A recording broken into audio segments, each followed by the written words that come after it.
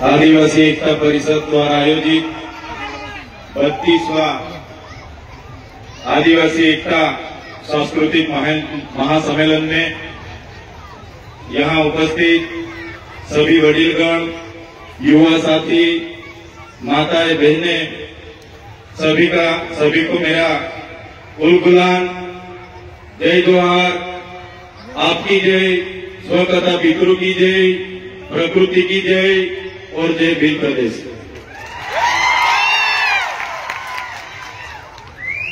साथियों,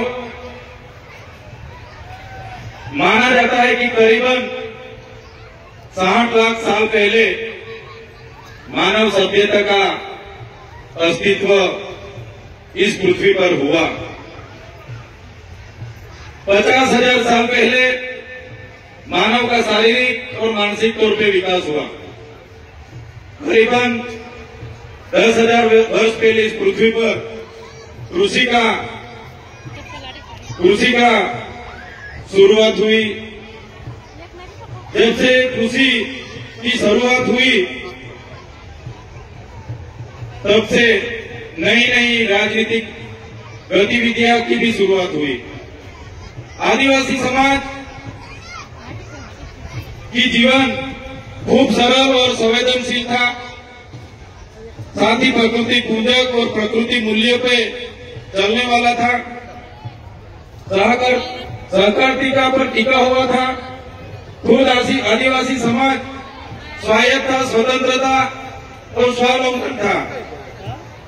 जैसे जैसे समय बढ़ता गया, जैसे बाहर के लोगों ने यहाँ आना शुरू कर दिया, जैसे बाहर से आर्य आए, शक आए, हुण आए, और यहाँ जो आदिवासी बसा हुआ था, मूल मालिक था, यहाँ की संपत्ति पर कब्जा जमाने के हेतु उन्होंने यहाँ जो सरदार थे, हमारे छोटे मोटे कस्बे कबीला के सरदार थे, राजा थे, रजवाड़े थे, उन आदिवासी राजाओं के साथ संघर्ष हुआ।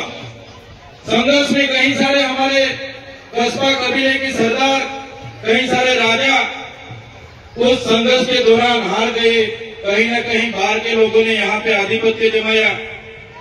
बाद में धीरे धीरे चलते हुए हम देखेंगे तो उन लोगों के साथ ही साथ विदेशी फ्रेंच आए, पोर्टुगीज आए, स्पेनिश आए, अंग्रेज आए, मुगल आए, कई सारे लोगों ने इस देश में आकर यहाँ की संपत्ति को, यहाँ की खनन संपदा पर अपना अपना कब्जा जमाया।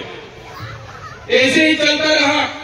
जो आदिवासी अपने प्रकृति पूजा, स्वावलंबन, स्वतंत्र, स्वायत्त, खुद की कमी, खूब कम चीजों पर अपना जीवन जी रहा था, उस आदिवासी को कहीं न कहीं इस संघर्ष में उतरना पड़ा और कहीं न कहीं अपनी प्रकृति से, अपनी संस्कृति से, अपनी समाज से उसको बिछड़ना पड़ा।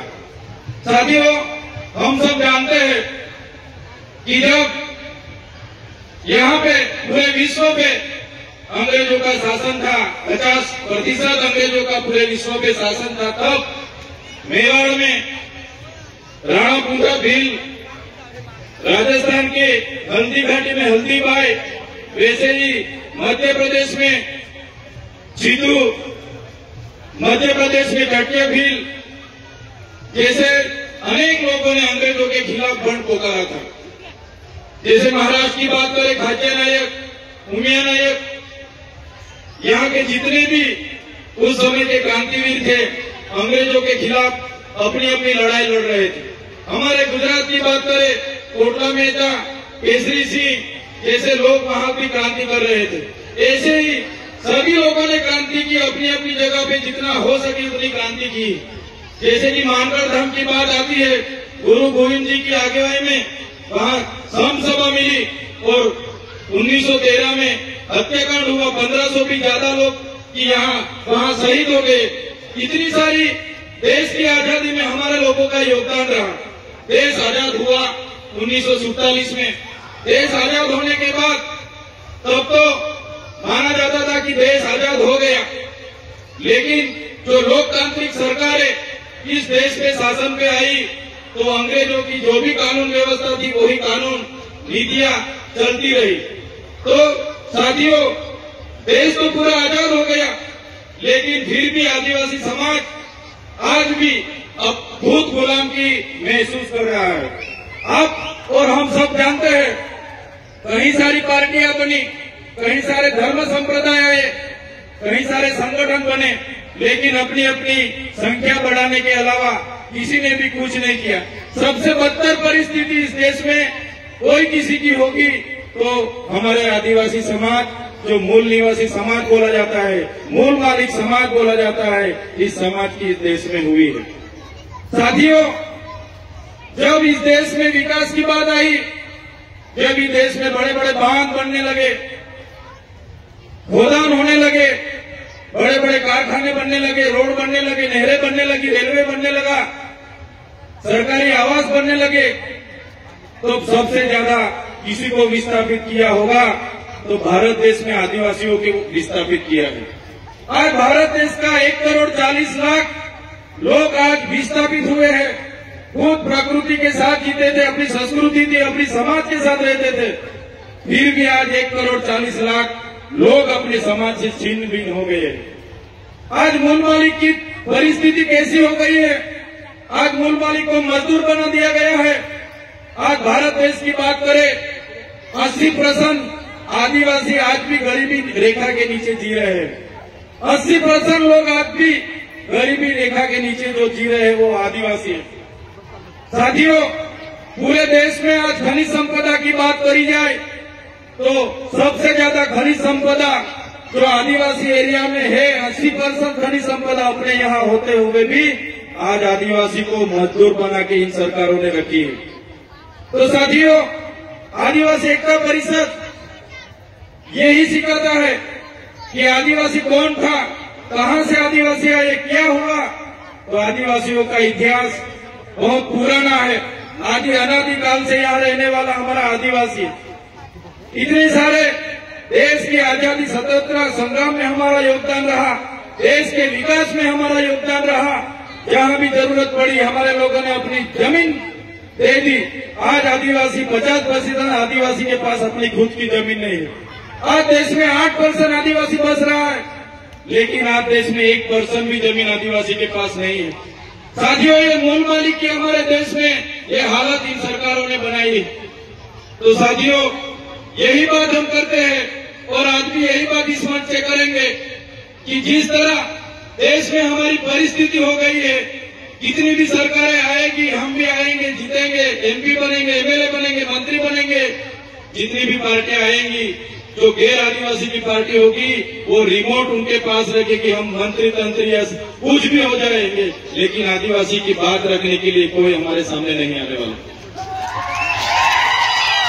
साथियों, हम मन से हर बार कहते रहे और आज भी यही बात दोहराएंगे कि हम जिस इलाके से आते हैं वो आदिवासी इलाका है।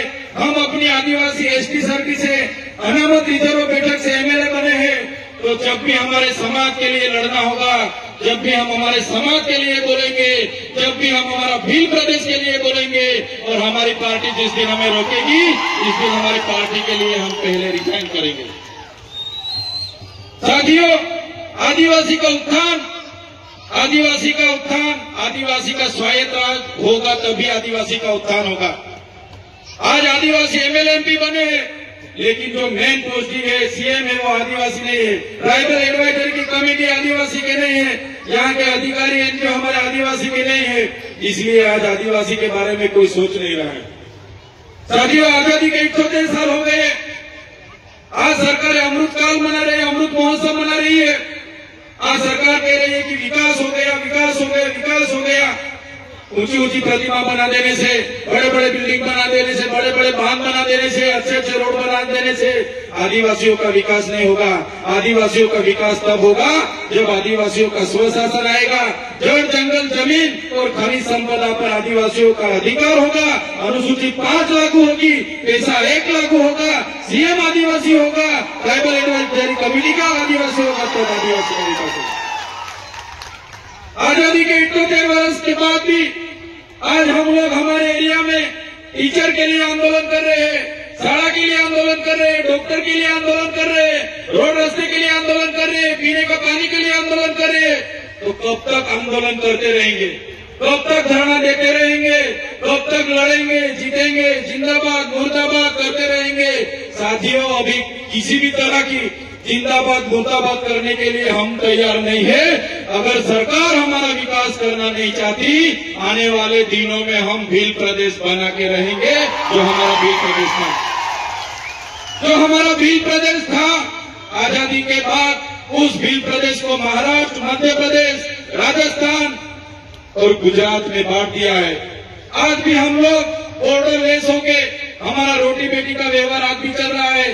हमारी पूजा विधि, जन्म विधि, मरण विधि आज भी सेम है। आज भी हम लोग, हमारी बोली भाषा, हमारा पहरवेश, हमारा नाच गान आज भी हम सब चारों राज्यों में है। साथियों, ऐसे लड़ने का अभी टाइम नहीं है। सरकार को हम बोलना चाहते हैं, सरकार ऐसे ही करेगी। विकास के नाम पे हमको छिन्न भिन्न कर रही है, हमको बांट रही है, धर्म संप्रदाय के नाम पर बांट रही है। तो साथियों, ज्यादा टाइम नहीं लूंगा मैं, लेकिन जरूर इतना बोलूंगा सरकार को कि जिस तरह तेलुगु लोगों को तेलंगाना मिला, तिमी लोगों को तमिलनाडु मिला, मराठाओं को महाराष्ट्र मिला, गुजरातियों को गुजरात मिला, पंजाबियों को पंजाब मिला, नागा लोगों को नागालैंड मिला, झारखंडियों को झारखंड मिला, इसी तरह आने वाले दिनों में हमारे आदिवासियों को भील प्रदेश चाहिए। देश का 29वां राज्य हमको भील प्रदेश चाहिए। भील प्रदेश हम बना के रहेंगे, ये हमारा अधिकार है। संविधान ने हमको अधिकार दिया है। भाषा की तौर पे, जाति की तौर पे हमको भील प्रदेश मिलना चाहिए। मेरे तमाम बड़े बुजुर्ग, मेरे युवा साथी, मेरी माता बहनों को भी अपील करता हूँ इस मंच से, आने वाले दिनों में जो आदिवासियों का विकास करना होगा तो स्वतंत्र राज चाहिए, और स्वतंत्र राज यही होगा, भील प्रदेश बनेगा तभी हमारा राज आएगा। धन्यवाद। जय जवाहर, जय आदिवासी, जय भील प्रदेश। विधायक महोदय के लिए उसके लिए पहले एक होना पड़ेगा विधायक।